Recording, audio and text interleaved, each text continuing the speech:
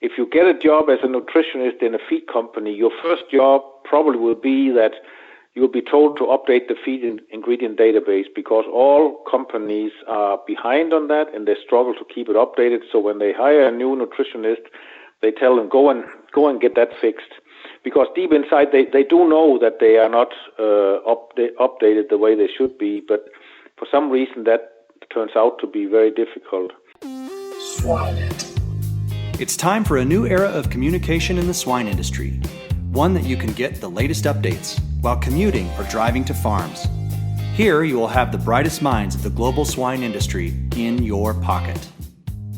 Swine It podcast is only possible with the support of forward-looking and innovative sponsors like NutriQuest, experts serving producers and delivering breakthrough solutions; Genesis, the first power in genetics; Zinpro, essential trace minerals, exceptional performance; Every Pig, a simple yet powerful pig health and production management tool; Gestall, always one step ahead in swine feeding. 𝗏𝘗𝗄 provides programs and services to help producers achieve their targets in a high-quality, safe, and sustainable way. Welcome to Swine It Podcast. My name is 𝗬𝘂𝘀 𝗀𝘶𝗶, your host for today's episode. This episode's sponsor highlight is about Gestall. Celebrating its 25th anniversary, Gestall manufactures the original wireless standalone swine feeding system, designed by pork producers for pork producers. They are simple, reliable, and provide peace of mind 24 hours a day, 7 days a week, 365 days a year. Gestall is not just manufactured by an equipment company, but by a family pork production business with a slat-level understanding. Gestall, always one step ahead in swine feeding. Hello everyone. Today we have Dr. Hans Stein from the University of Illinois, and he's going to chat about the biggest mistake he sees in swine nutrition today. How are you, Dr. Stein? I'm doing fine. How are you? I'm doing good. Appreciate your time. I know you're super busy. Lots of grad students there. How many grad students do you have today? Oh, we have 9 right now. Very nice. And the team, yeah. Keep you busy. Huh? Yeah, we are. That keeps us busy. Very cool. Dr. Stein, the first thing I always like to ask the guests is if you can share about your career, how you got involved in the swine industry. A lot of people know you around the globe, and but it's always good to get the inside view there from the beginning. Well, yeah, I grew up on a little farm in a rural part of Denmark, and I have basically been involved with pig production as far back as I remember. So we had a few pigs there on the farm, and after that, when I was done with high school, I worked on different farms for a few years. At that time, I thought I would be a farmer, so I wanted to get some knowledge about farming and swine production, and I worked on different farms. And for whatever reason, instead of buying a farm, I ended up going to college instead, and thought maybe I should get myself an animal science degree before I bought my farm, and I ended up getting a master's degree, and then I felt I had learned so much during those times at the university, so I thought I need to go out and use some of this knowledge in a different way. So I got a job in a feed company and started working there. And I always thought I would go back and buy a farm at some point.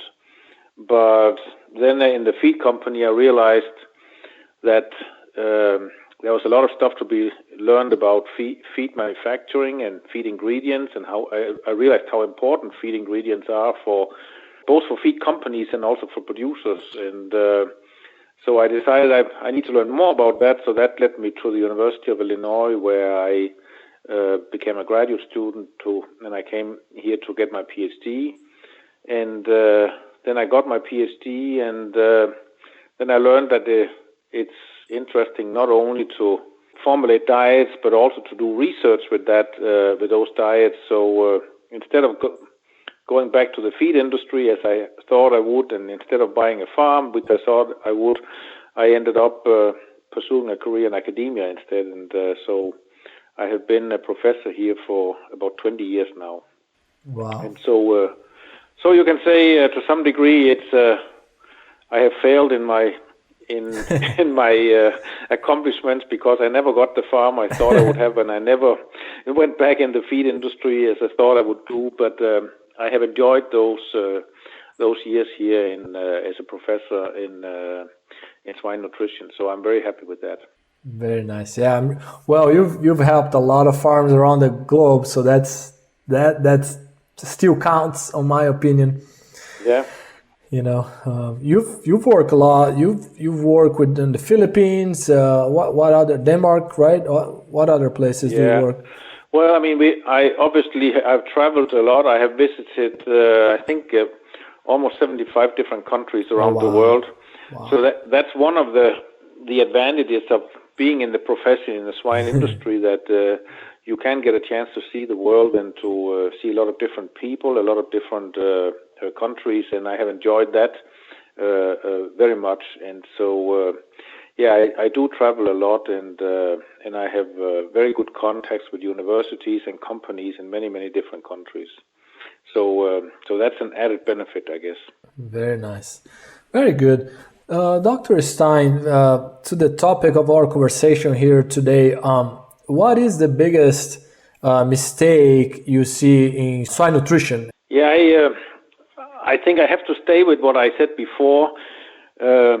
Knowing about feed ingredients and how to correctly evaluate feed ingredients, I think that's extremely important. And one of the things I have noticed in feed companies, and that's all over the world, is every feed company struggle to keep their feed database updated and current. And I always tell my students that if you get a job as a nutritionist in a feed company, your first job probably will be that you'll be told to update the feed ingredient database, because all companies are behind on that and they struggle to keep it updated. So when they hire a new nutritionist, they tell them, go and get that fixed. Because deep inside, they do know that they are not updated the way they should be, but for some reason that turns out to be very difficult. And the reason it's important to me is I think you can save a lot of money if you have the right evaluation of your feed ingredients, but you can also waste a lot of money if you don't have the right evaluation of the feed ingredients. So it is important to keep updating the ingredient database, and it's not like you update it and then we have it forever. It's a dynamic field, and you have to keep updating it all the time. But the good thing is today we do have analytical methods that are fast and relatively inexpensive, so it is possible to keep that database dynamic and maintain it all the time. And but I think there are too few companies who really focus on that. And also, if you look at large producers, maybe they even have a more difficult time keeping the database updated. And I think they are losing money by not doing that. So I think, to me, that is the biggest mistake that I see in the industry, and that's across all companies, and it's throughout the world. It's a general problem. Very interesting. So I have a few follow-up questions on that, Dr. Stein. One is, okay, let's see if you started tomorrow on a feed company or even as a production nutritionist in a producer. So can you walk me through some of those first milestones or big areas that you would go? What would be those first few steps? Well, I mean, you will take samples of your feed ingredients as they come in and get them analyzed, and at least get them analyzed for the major nutrients, amino acids and phosphorus and calcium for sure also, right. and energy and so forth, and make sure that the ingredients contain what you think they contain. And you need to have some kind of system where you say if they deviate from what we have in our database, if our actual ingredient deviate by this many percentage, then we have to update and we reformulate. And I think that's the important part of that business. And it is a full-time job to keep it updated, but there's a lot of money to be made in that area. And just one example, even though I'm here in the middle of Illinois on the best soil we have in the United States, so we have soybeans here grown all the time, we struggle to get soybean meal with 48% crude protein. And until a few years ago, that was a given. We had 47.5%, 48% crude protein in all our soybean meal. Now we really struggle to get that. And that doesn't mean soybean meal is a bad ingredient. It just means we need to update our expectations and our database based on that. And of course, if you go into co-products, then the variability is much greater, and that becomes even more important that we keep everything updated. Very nice. What is your experience or thoughts on NIR, especially that inline, I think they call, right? So any success stories on that one? Well, I think the inline NIR, that will be the future, I think. But I think where we struggle today is to have good matrices that relate crude protein to amino acids, as one example, because the NIR typically only measures the crude protein and not the amino acids. And for many ingredients, there's not a linear relationship between crude protein and amino acids. So I think the systems that are mostly used today with NIR, they simply regulate all the amino acids as the crude protein changes. And that may not always be the most accurate way to do it. So I think we need more information in terms of being able to adjust amino acids in a non-linear way when crude protein changes. That makes sense. So that is one example. Very good. That makes sense. We had also Wayncast, I think it was our second episode about nutrient loading. So that makes total sense. Dr. Stein, what are the things, if we transition out here of that biggest mistake that you mentioned that makes sense, what other mistakes you see that nutritionists need to keep an eye out? Well, I don't know if this is a mistake or not, but I think it's something to focus on as we clearly throughout the world are moving away from use of antibiotics and many other things. In particular for weanling pigs, we may want to maybe rethink how we formulate diets there, in particular how much protein we have in the diets for our newly weaned pigs.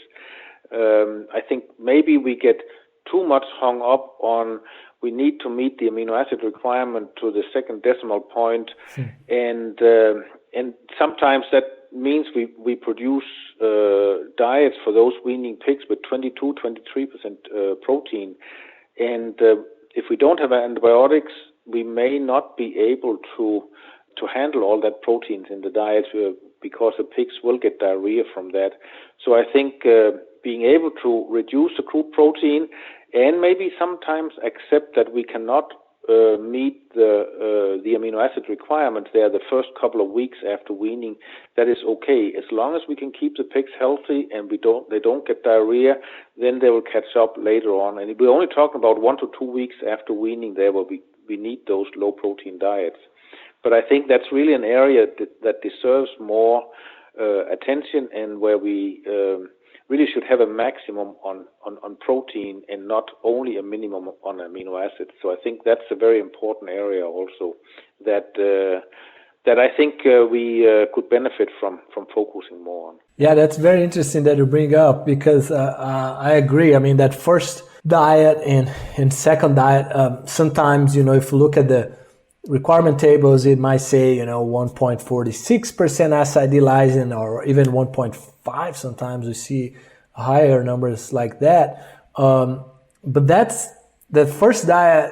That number is not as important as the pigs being able to eat that diet and be able to just transition well, right? That's super interesting that you bring that up. Yeah, that's our thinking, that as long as we can keep the pigs healthy, and then it's okay that we don't necessarily meet the requirement. And if we have to go down to 18% crude protein, 17.5% crude protein, and we have to be a little bit below the amino acid requirements, that's okay if we can prevent the pigs from getting diarrhea during that time.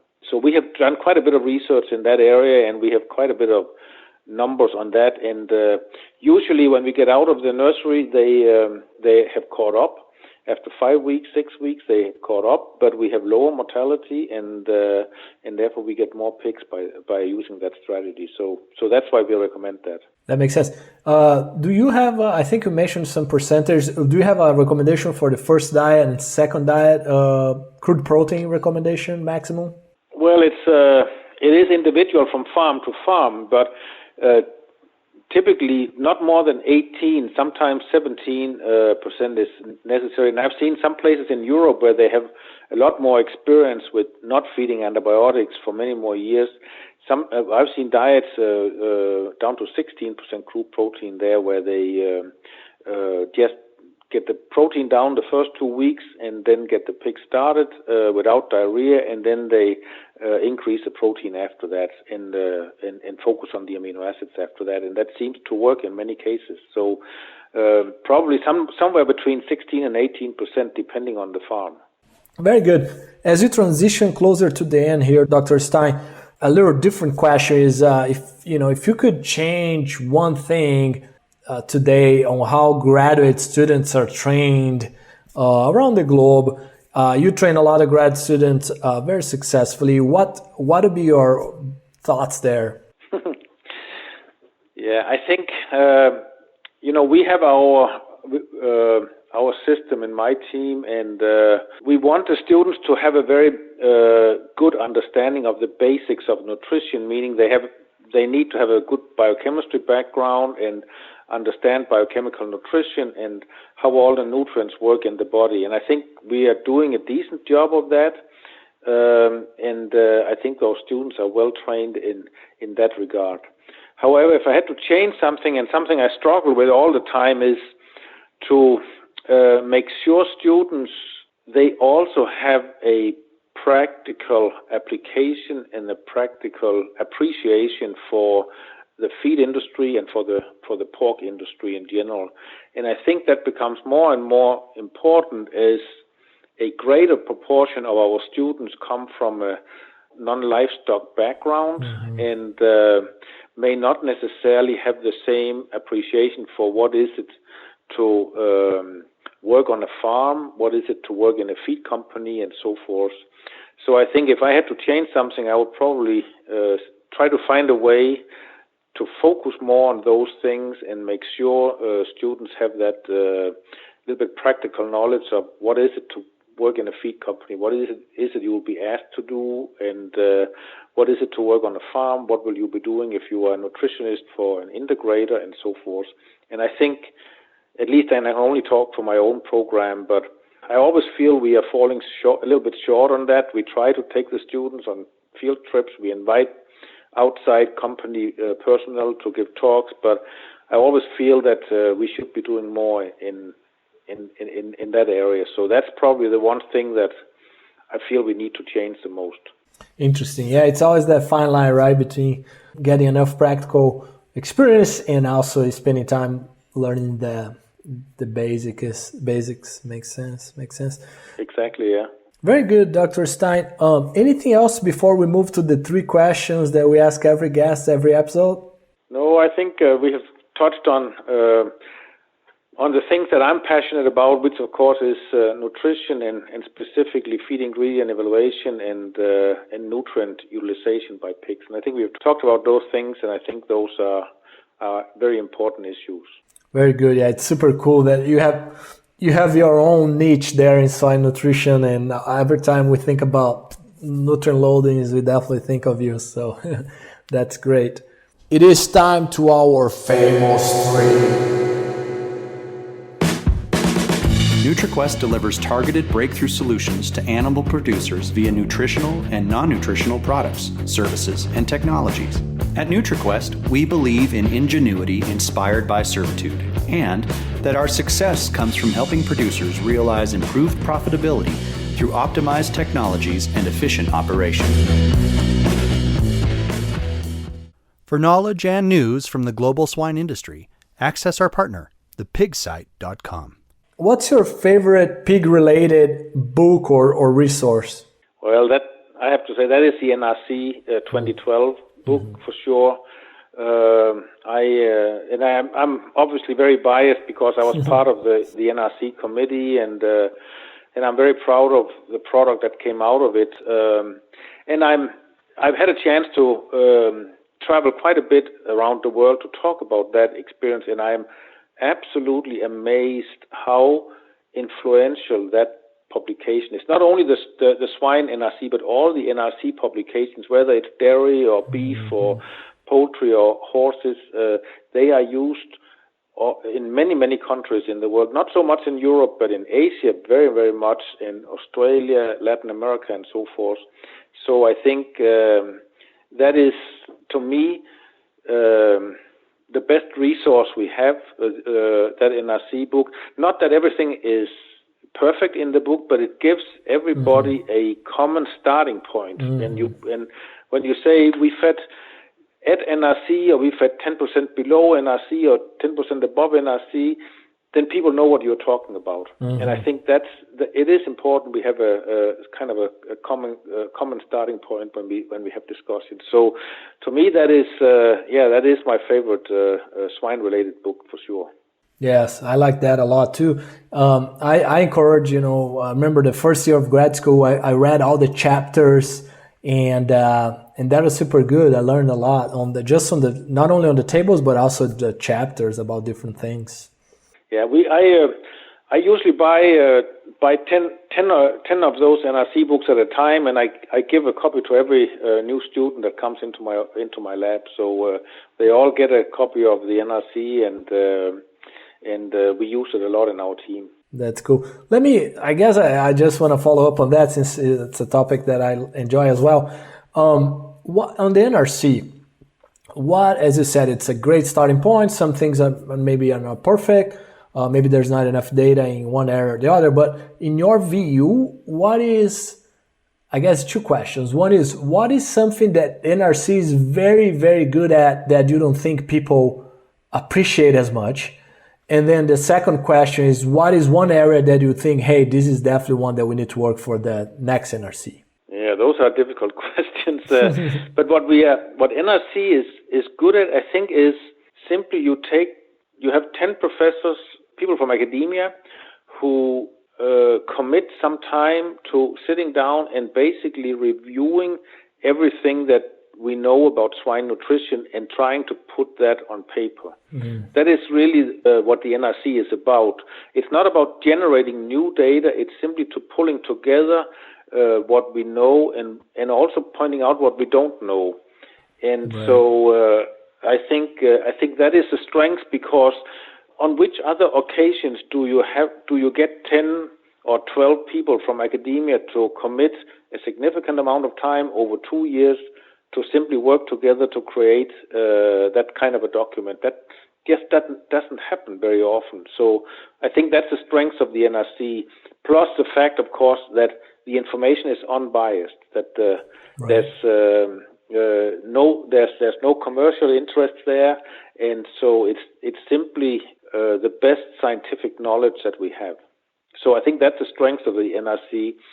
Weaknesses, well, there are many, not so much because of the NRC model, but simply because one thing that the NRC process does when we go through everything is it also points out where we have gap in knowledge and where we have a need for more information. And one example, just to mention that we learned at the last NRC was when we had to set requirements for phosphorus. We had quite a bit of data. We had a lot of experiments and so forth that we could go off. But then when we came to calcium, there was basically nothing. And so you'll see in the NRC text, it's written that one thing that we didn't find was much information on the requirements for calcium, in particular for digestibility of calcium and how that influences the requirement. And that's an area that needs to be done more work in. And because of that, and it's a direct result of that work on NRC there that pointed out we need more work on calcium. We have spent a significant amount of time over the last 7-8 years researching digestibility of calcium and also tried to come up with requirements for digestible calcium to pigs. And there are many other areas that are important that we don't know enough about. One other area that I think we all know is important and we really struggle to integrate is how an activated immune system of pigs impacts requirements for all nutrients. Mm-hmm. And that's something that's extremely difficult to model or to get a good handle on. And yet we know that almost all commercial farms, they have diseases, they struggle with chronic diseases, and we know that impacts requirements. So I think that's a huge area where we really need a lot of extra efforts in the future. That makes sense, and I see a lot of new research on that area, right? So that's great. Yeah. Very good. One comment I have before we go to the next question, one quick comment I have here on the NRC is that when we went and we adjusted the Excel spreadsheet for the growth and all the details related to today's pigs, the lysine requirement was spot on, and then the phosphorus requirement was also spot on for nursery and finishing pigs. So that's something I encourage everyone is to use that Excel spreadsheet, but also adjust the lean gain and other things for your pigs. Yeah. And we have found the same thing. As I said, we've done a lot of research on calcium and therefore also on phosphorus over the last many years. And we have found that if you don't overfeed calcium, then the phosphorus requirements, they are very accurate. And so I think that's an important thing also. Very nice. Very good. Next question, Dr. Stein, is what's your favorite book in general, outside of pig production? I really, really enjoy reading about history. And as I mentioned before, I enjoy traveling. Mm-hmm. And when I travel, I always try to understand the history of the country I go to. Mm-hmm. So if you ever get a chance to come to my home, I'm sure you will see a lot of books saying the history of Greece, the history of the Philippines, the history of Australia, the history of Thailand or whatever. And I try to read those books either when I'm in the country or sometimes on the airplane on the way home because I'm motivated, or sometimes on the airplane back the next time I go to that country, I read that book. But it helps me appreciate why things are the way they are in that country, and why is it that all of Latin America are Catholic countries, but there's only one Catholic country in Asia? Why is that? Well, there's a very simple answer to that, and that's the Spanish, right? The Spanish and the Portuguese conquered Latin America, and they only conquered one country in Asia, and that's the Philippines, and that's why they are Catholics there. So things like that, I enjoy learning that. Why is it the Japanese are different from the Chinese, or the Vietnamese are different from the Thai people, and so forth? And there are long historic reasons for that. So that's something I really, really enjoy reading about. Very nice. Very good. That's super cool. What last one, Dr. Stein, is what do you think sets apart successful swine professionals from those who are not? To me, that's pretty simple. Successful swine nutritionists are the ones who do all the things that deep inside they know are correct. Mm-hmm. It's not that they have more knowledge than others. It's not that they are more intelligent than others. It's simply that they are disciplined enough to do the things that they know are correct. If you start cutting corners, if you start not doing the things that you deep inside know you should be doing, that's when you start failing. And I think that's actually encouraging, and I always tell that to my students, that as long as you just do all the things that you know is correct and is right, then you'll be successful. And that means it's not only for a few people to be successful. It's not that you need to have some very, very unattainable skills to be successful. It's simply just follow the guidelines, follow what we know, and that's how you become successful. So I think that's the number one thing that I think sets people apart. Very good, very, very profound. It's also what you do when no one is watching, right? That makes sense. Yeah. Very good. Well, it's been a joy chatting with you, Dr. Stein. One thing I want to tell to the audience before we go away is that you can go to Google and just Google Dr. Hans Stein podcast. Is the Dr. Stein's Labs podcast is actually started in 2009, so it's 11 years old. So that's amazing. There's a lot of content there, 136 episodes. So that's enough for the lockdown, I think, Dr. Stein. Yeah. You're welcome to listen to all those publications, and we like to get our research out, and the more people that we reach, the better it is, we think. So we enjoy producing those podcasts. We also have a monthly newsletter. You're welcome to sign up for it. It's free, and so we really encourage everybody to go to that. Very good. It's, as always, great research there, Dr. Stein. Once again, really appreciate your time, and we'll be in touch. Thank you very much. Thank you for having me, Matthew. Hey everyone, please share our episodes with as many people as you can so we can continue to impact the life of swine professionals from around the globe with the wisdom of our great guests. Before you go, make sure to get in our waitlist for the Swine Talks Web Conference, the first online conference of the global swine industry, an update on hot topics, and we even gonna have some controversial topics of the global swine industry, so you can leverage that knowledge in your day-to-day. Go to swinetalks.com and get on our waitlist. We'll talk soon.